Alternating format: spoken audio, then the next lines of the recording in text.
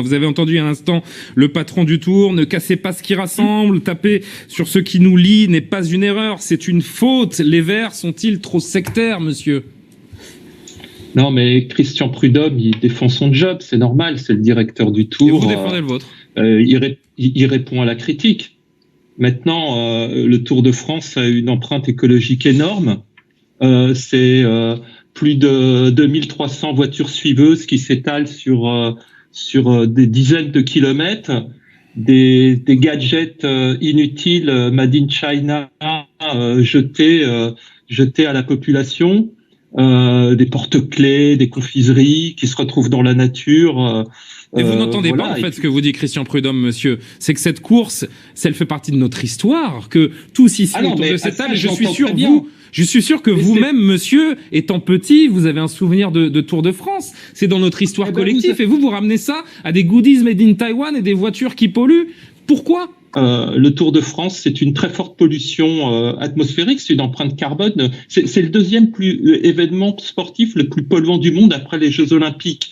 C'est 18 millions de gadgets qui se retrouvent dans la nature. Manifester contre les JO alors déjà. Ça n'empêche pas, je suis pas favorable à l'organisation des JO par la ville de Paris pour cette raison aussi, tout à fait. Parce que le sport-spectacle a une fonction, mais il le dit, Christian Prudhomme. Il dit, il y a 35% de chômeurs, on va pas leur donner du boulot, on va leur faire regarder le Tour de France et leur filer des goodies. Vous croyez que c'est comme ça qu'il faut gérer les choses ou dire aux gens, je suis pas certain qu'il faille interpréter son propos comme ça. Maintenant, je suis pas dans la tête de Christian Prudhomme. Chacun son rôle. Lui, il n'est pas là pour donner du boulot. Il est là pour faire rêver les Français.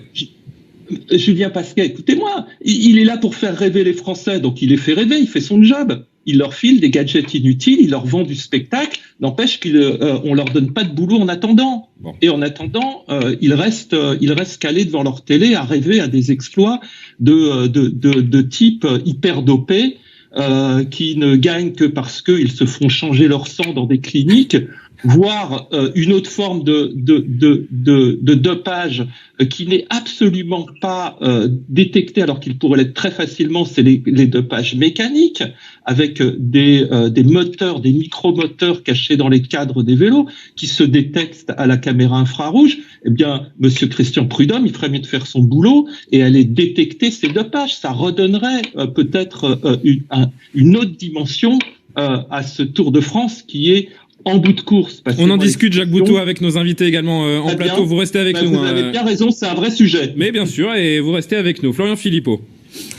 Que de triste cire. Que répondre à monsieur Boutot ? Que de triste cire, ces élus verts.